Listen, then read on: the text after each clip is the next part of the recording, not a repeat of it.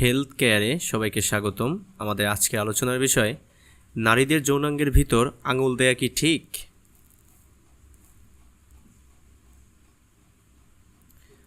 মেয়েরা যৌনাঙ্গের ভিতর আঙুল ঢুকিয়ে কামরস বের করলে কি কোনো প্রবলেম আছে এবং বিয়ের পর হাজবেন্ড কি এটা বুঝতে পারবে?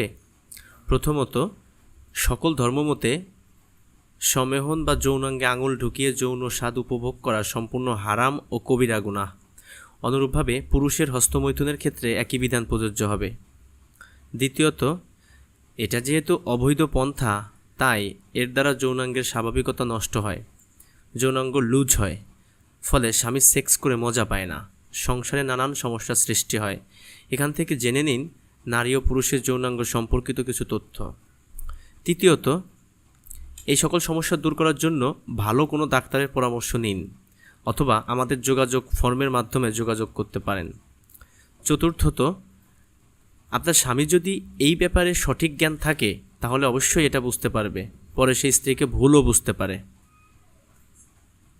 আপনার জীবনকে সুন্দর করে তুলতে এবং বিভিন্ন স্বাস্থ্য টিপস ও পরামর্শ পেতে আমাদের চ্যানেলটি সাবস্ক্রাইব, লাইক, কমেন্ট ও শেয়ার করবেন।